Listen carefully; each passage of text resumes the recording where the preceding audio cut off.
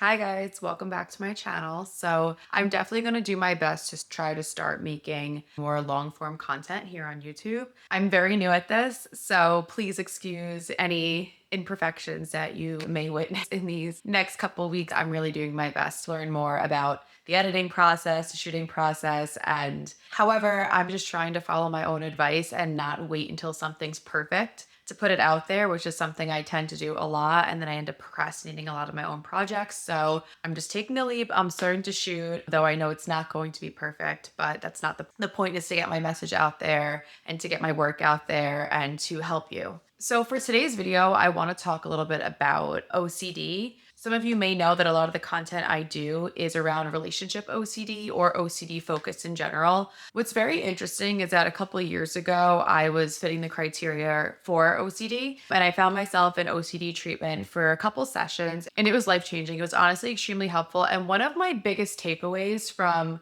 OCD treatment was that every single person in the world can benefit from OCD exercises or OCD treatment. And why I say that is because the whole point of OCD treatment is to teach you how to become more comfortable with uncertainty and discomfort. So I think that's something that every human being can improve at. I think every human being can improve at just not knowing, being okay with not knowing, not needing to have certainty, not needing to close that loop, learning how to sustain discomfort for longer periods of time, increasing our resiliency. So something that actually started off as treatment for me really turned into something that was super beneficial in my work moving forward. And for a long time, it's something that I've been wanting to share more of because, again, I personally feel that it is incredibly helpful. So I want to tell you today some of the very basic skills that I was taught that to this day I teach my own clients that are extremely beneficial in life in general, not just relationships.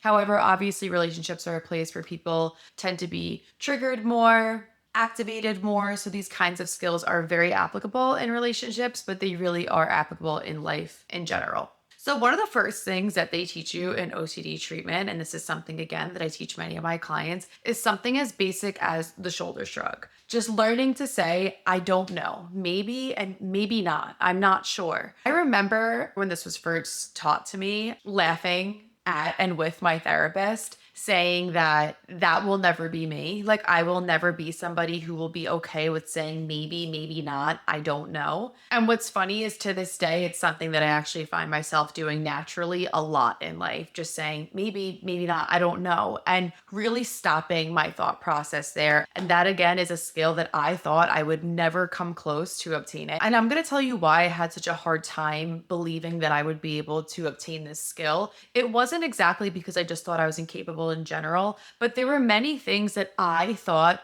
well, of course I need an answer to that. Of course I need to know the answer to that. Like, for instance, something with relationship OCD. If someone comes to you and they're super paranoid about if their partner's cheating, if their partner's doing something wrong or bad, or if they're a bad person, and you teach them the skill of maybe, maybe not, I don't know, they might come back to you and be like, well, of course I need to know that. Like, I'm in a relationship with this person. Of course I need to know. But the point is not you don't need to know the answer. I think this is the part that kind of confuses some people or the part that people kind of miss. It's not that you don't need to know the answer. It's that you don't need to know the answer in order to be okay. You can be okay without knowing. That's the point. OCD or not, diagnosed or not, we all do this in life in stressful, anxiety-inducing situations sometimes, is we feel like we need to know the answer. We need certainty. And the point is you don't need it in order to be okay. That your life can go on, your day can go on, your mood can stay leveled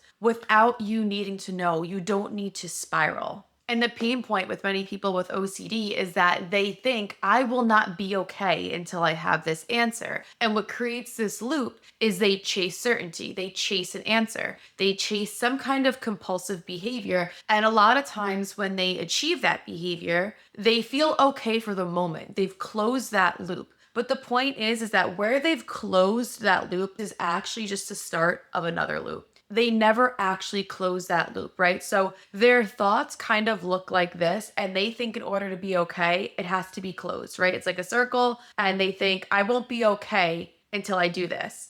And not realizing, again, the closing of one circle is the start of another. The point is saying, I can be okay like this. I don't need to close that loop. I don't need to know the answer. And I know again that I'm speaking on the topic of OCD or ROCD, but this really is a skill that many people can do better in life. It's kind of similar to the topic of attachment and detachment. And if you know anything about that topic, detachment, I'm okay even if, and attachment is I won't be okay unless, right? Like attachment is I need a certain outcome and I won't be okay unless I have this very specific outcome. And detachment is I don't know what the outcome is going to be, but no matter what the outcome is, I will be okay. Detachment, in my opinion, is one of the ultimate keys to happiness in life. It's not having expectations. It's not needing life to go a certain way. It's not needing people to behave a certain way. It's not needing specific outcomes. You can want those outcomes, you can desire those outcomes, but it's knowing in your heart that you'll be okay if you don't receive those outcomes. Bringing these things together, this is why I think that this is a skill that all human beings can really benefit from. Another skill that they teach you in OCD therapy or OCD treatment is exposing yourself to the stressor. And this is something that I see people do, OCD or not, in the work that I do and in life in general. So we know that typical exposure therapy might be something like if you're scared of snakes, start Googling videos of snakes or start looking at images of snakes. And then eventually you graduate to being around a snake. And what's difficult when you have pure OCD, which is more of a compulsive type of rumination, it's not something tangible. What that exposure therapy looks like is exposing yourself to these fearful thoughts that you have. It's actually facing them, it's not running away from them. It's putting yourself in these triggering kinds of situations, even to these obsessive thoughts. So, one of the things that I teach that I was also taught is inducing anxiety versus reducing anxiety. And a lot of times in life, we want to reduce our anxiety. So, we do things to try to avoid anxiety or we do things to try to lower anxiety. And though that sounds kind of logical, when you're dealing with healing some kinds of obsessive thinking, obsessive thoughts, intrusive thoughts, or even just fears that you have around certain thoughts or certain triggers, the idea, believe it or not, at first is to induce anxiety, not reduce it. Why I say this is because when you are doing things to try to reduce anxiety, sometimes the compulsion that is at hand is that you're actually avoiding certain things. You're avoiding certain people, you're avoiding certain conversations, you're avoiding certain types of media because you don't like the discomfort that you feel when you're exposed to them. Maybe it's a trigger for you. Yes, things kind of get worse before they get better. And I don't really want to say worse, I just mean harder, because the idea behind treatment or the idea behind healing pure OCD, ROCD, or even just these thoughts and triggers that run your life is actually exposing yourself to them. It's actually to induce anxiety and be able to sit at that level where the anxiety is heightened and not run from it. Being able to sit with it, let it be there, feel it, and then let it pass. When we try to reduce it, when we try to get away from it or avoid it, the message that we're sending to our brain is, I can't handle this. This is dangerous. I need to get away from this. And when we do something like that in life in general with anything or anyone, our body, our nervous system, our brains start to identify this thing as dangerous when there really might not be a real threat at hand at all. It's just something that we have registered into our bodies and into our nervous systems as a threat.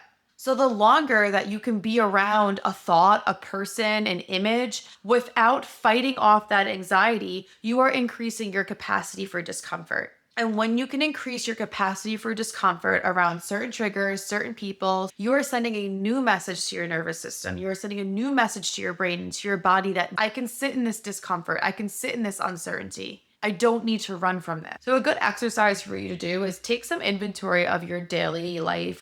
What are some things that you do to try to reduce anxiety or get away from anxiety? Maybe you don't go to the gym by yourself because you have social anxiety, so you will not go to a class unless your friend is there or unless you know that someone you know is going to be there. Maybe you avoid certain places out of fear of feeling discomfort, feeling embarrassed. Maybe you won't make that YouTube channel or make content because you're too scared of getting in front of the camera. What you're not realizing is, yes, maybe you are staying in comfort, but you are shrinking your life. You are putting yourself in a box. And if you really want to grow, if you really want to expand your life, You need to do things that are hard. You need to put yourself in uncomfortable situations. You need to increase your tolerance for discomfort. You need to befriend it. So, obviously, as you can see, it makes sense why I feel that OCD like treatment is actually very beneficial for everybody in the world. So, I'm not sitting here saying to put yourself in dangerous situations or to do things that put you into a full fight or flight or panic. There's a method to this. There's a scale. There's something called a hierarchy in OCD therapy, which means we start with the least triggering thing and we work our way up to the most triggering thing. Just like a muscle, we're building our strength, we're building our tolerance. If you were new to the gym, I wouldn't throw